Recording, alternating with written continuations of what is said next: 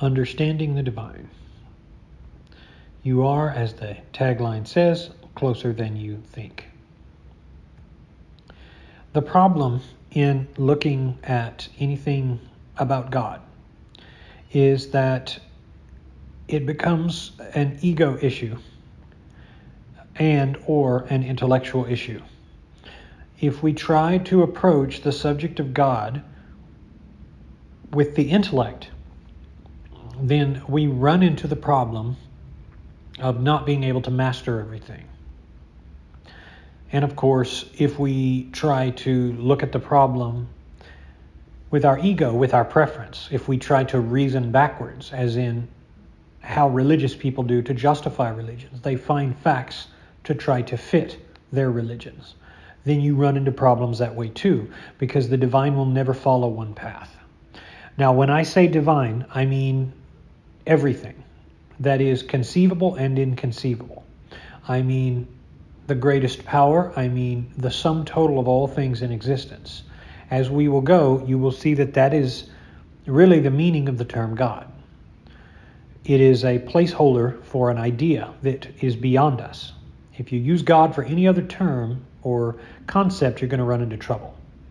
But along with the development of the ego, your idea of God becomes intellectual rather than innate and organic. Greatness is the innate idea of God. What becomes intellectual is when you try to put it in a box, when you try to put it in a syllabus, when you try to analyze it in some way. This is why most arguments on the nature of God can't ever take off, because if they turn out to be, if I were God, I wouldn't do it this way arguments. This is what happens when atheists and Christians argue, or atheists or any sort of believer. They say, if I were God, I wouldn't do it this way. Why would God allow parasites? Why would God allow male nipples that don't work? It's a sort of argument that becomes intellectual. Proof, therefore, is always about ego. And as we move forward, we should remember the quote from Francis Bacon: philosophy, when superficially studied, excites doubt. When thoroughly explored, it dispels it. So in other words, you walk away from God far enough, you eventually come back. This is the true understanding of everything divine. So understanding God means understanding that you are backward in your thinking. This is true of all human beings. If you are not careful, you will assume that the stars and planets and the host of heaven are all madness. You will assume, correctly from an intellectual standpoint, that we are mere matter in motion, that we are an absolute accident, and that there is no remote meaning to anything. And I have pictured a Demodex mite up in the left, which is one of those little eyebrow mites that dig into your eyebrows, which are there right now, by the way. And of course, a toaster, one of the best values on Amazon. And then the Moon Ceres. It is a way out in the Kuiper Belt, beyond the Kuiper Belt, actually. Now, in the case of the moon, we would not, or this little dwarf planet Ceres, we would not call it designed. In the case of the toaster, we would definitely call it designed. And in the case of the Demodex mite, we would not know if a person is being agnostic about their convictions. I've included all of these as examples because we're backwards in our thinking. The truth is that the universe, and in all of its supposed madness, is designed. And everything we have done, tailoring reality to our particular whims, is actually chaos. That's trippy to think that when we design a mosquito net to keep out mosquitoes, what we're actually doing is not designing. What we're doing is we're trying to master the forces around us in a very unnatural and unhealthy way, usually. When we create medicine, when we create vaccines, we're doing the same thing. We're exacerbating problems and really not doing anything, which is why medications and supplements and all of this stuff tends not to be very effective in the final analysis. Your feeling out of place from being in an infinite universe is the direct result of being an abstraction from it, a part of it. In other words, you are like the blood vessels of a giant body, saying, what is this heart that I supposedly come from? What is this pancreas thing? You look at the different parts of your existence and you see it seems to be madness to you. When you look at a germ, when you look at your own pancreas, you say that thing looks like some kind of funny chicken bone. It doesn't look like you need it at all. But of course, that's part of you. You will die without it. But conversely, the mindset of awe you feel is proper and expected. To wonder and be in awe of God is to understand it and be subservient to it. So to properly understand God is to be in awe of everything around you. If you don't have that quality, take heart. We're going to move on. Much of the universe feels like it doesn't have anything to do with us, but ultimately everything is us. And again, look at your body, look at all the bacteria that make you up, look at all the organs and stuff that pumps and holds up cells, and all of this stuff is insanity if you look at it from an intellectual point of view. But when you look at it and you understand this principle, that it's you that's the one that's causing all the problems. It's you that's the one that it comes from a species that's trying to master the planet. Everything was fine until you came along. And the same is true with your sense of doubt. You say, am I mere matter in motion? Do I have any real purpose? Well, that's the fact that you're asking that question means that you're already on the wrong path. I'm not saying skepticism's wrong. I'm saying it's futile. And the quicker you realize it, the better off you are. Now, the light of truth is like a glimpse. And this is what we're going to get into in the next few programs.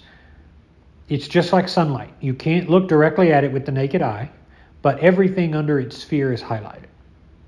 So the light doesn't get into every crevice. There are shadows around your body, shadows around rocks and caves and houses and all sorts of things, anything that can create a shadow. But because of the light of the sun, you see everything else. Sunlight is limited in its reach and power, but much like our star has a radius of 1.6 light years, that's a darn long way. From there, interstellar space begins. But within that, you see a lot of the universe, or what we perceive to be a lot of the universe. Now, this is why religion is unsatisfying. Because religion purports to dictate the will of God. It purports to come from a source that knows God. And therefore, when you do things like pray, you run into the disappointing fact that your prayers are answered 50-50 at best. When you follow a religion, you find that everything in your holy book, or a few things, seem to agree with the world, but the rest don't. This is one of the glimpses. Many things in the Bible are true, many things are not. Many things in the Quran are true, many things are not. Many things in any of the great wisdom literature are true and not. You can go back to Ayurvedic medicine and you will find that many things that are taught are true and many are not. So you find that truth is always sandwiched together with errors. Because truth is only taught in a glimpse, because you are only capable of seeing in glimpses. And I have here a glimpse by definition is temporary. If you recall the 2000 movie Family Man, The Family Man, it's about Nicolas Cage, who plays a womanizer guy who walks away from his destiny, and basically an angel contacts him and sets him on a right path by giving him a glimpse of what his family would have been. And they had 2 or 3 wonderful kids, and he becomes so convinced at the end that he's here going back to the shopkeeper, and this angel who keeps appearing in ordinary places like angels are wont to do. And he says, you got to let me stay here. This is the life that he now knows, after being a creep, that this is really what he should have done, but he didn't. And the shopkeeper says a glimpse by definition is temporary. This is the way you should seek and view truth. And if you've been alive for long enough, you start to realize that you cannot receive divine truth except as in glimpses, as in foretastes, as in recognition of certain truths. It may have been something your teacher, your high school mentor told you, your pastor, counselor, or guidance counselor at a college told you. It may have been your neighbor who's wearing a wife beater and a 40-ouncer comes out on his porch. Wisdom comes from all sources. Truth comes from all sources. And this is what we mean by glimpses. The nature of life is such that truth is only conveyed in small doses because you can't receive it otherwise. So this means ego and immaturity are what drive knowledge. Unlike other creations, you are like a child in that you are feeling ready to drive when you are not. You're not ready to understand all of the things in life, but you feel like you are. We feel like we're ready to go into space, whereas we have to use gravitational assists to get from planet to planet. And of course, on this planet, all of that money could be used to help so many causes. What are we going to do? When will it be time to go to Mars? I don't know, but I know that that time is not now, because we have so much of this planet that remains unexplored. Also, unlike other creations, you are able to ask why something is rather than just accept it. This gets back to Genesis and eating the forbidden fruit and becoming as gods, knowing good and evil. More on that in another video. Also, unlike other creations, you are unable to accept that some knowledge, like fleeing galaxies, will never be within your sphere of knowledge. These things are hard to make peace with. It's part of being human to break boundaries. Knowledge increases sorrow, Solomon said. And when you understand that, when you look at what we see today, galaxies flying away from us, what if Solomon could have seen that? What if King David, what if any of the biblical writers could have seen that? It's amazing. You're able to see things that our ancestors could never see, but you yourself will never be able to see any more than you can, because those things are basically non-existent to you. This gets us into the limits of self-expression. One conceives of God according to their ability to perceive it. So if you are a country girl, you view God as a masculine bearded father figure. If you are an intellectual, you view God as a sphere or a ball of light.